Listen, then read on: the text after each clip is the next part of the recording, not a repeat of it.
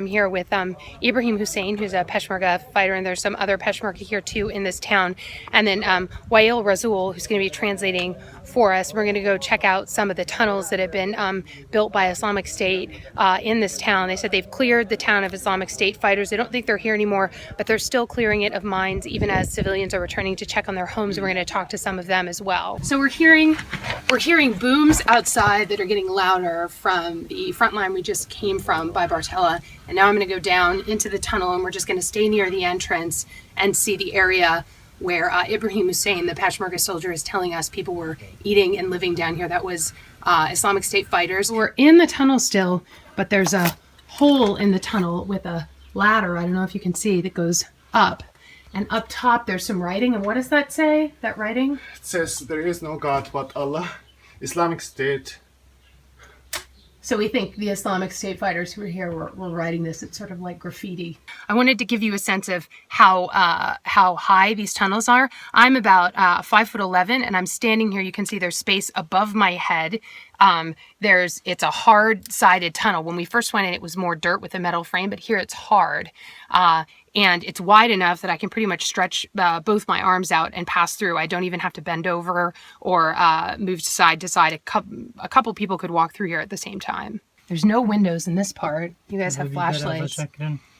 What is this? It's sugar. Potatoes, sugar. And here's the rice. Rice, bowls. And this is like a bureau that they're using to store food and cooking utensils. There's a notebook. Notebook. Oh, there's some notes in there. What does it say? Okay.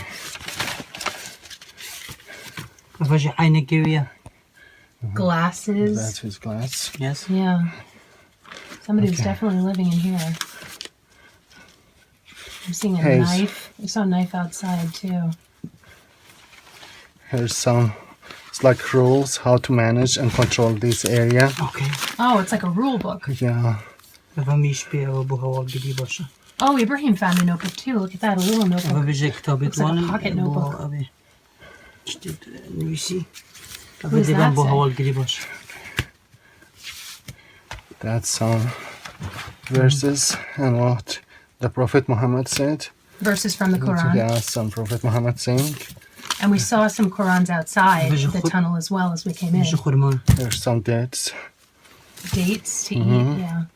Here's the schedule for mortars, 82 millimeter. So these look like Islamic State notebooks from a commander who was keeping detailed records of how they were attacking, is what this looks like. I even see like a measurement there on the right. That's measurement, which is 2000. It's like 2000 meter. Like. And what do the other pages say? That's how they are spreading and controlling areas. Yeah. And Ibrahim, can you ask Ibrahim, do we know what happened to the commander who was in here? Sorry. Do we know what happened to the commander who was in here?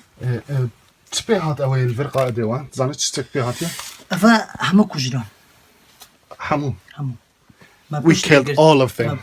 Okay, so the guy who kept these records, he's been killed by the Peshmerga fighters. So we're hearing some more booms now. We're going to head back, but I just wanted to give you a sense. You see the destruction that is down here. We've got kind of like a pit of rubble behind me. These are the houses that civilians came back to see, that they were saying they can't really live in them unless they have tents to live outside. It's different. اوكي صار لك سنتين انت نازح من هاي المنطقة وهي أول مرة عم ترجع لبيتك.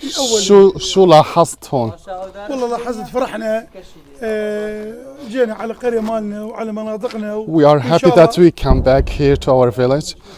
وإن شاء الله تتحرر كل المنطقة بعد شهرين نرجع نجيب بيوتنا من أربيل لهون. And we hope that a month after month, like all the area will be liberated and all of us will come back again. And we can hear the booms in the background. Has he seen other neighbors who are here? How does it feel being back with all the destruction? يعني شفت غير مدنيين هون راجعين على بيوتهم. شو لاحظت يعني من المدنيين شو كانوا بيعملوا هون؟ مدنيين شفتهم جايبين سيارات لوري كل من يحمل أغراض ماله لا يدمر جو التراب يودونه على بيوتهم بربيل أسكيك لك ساكنين.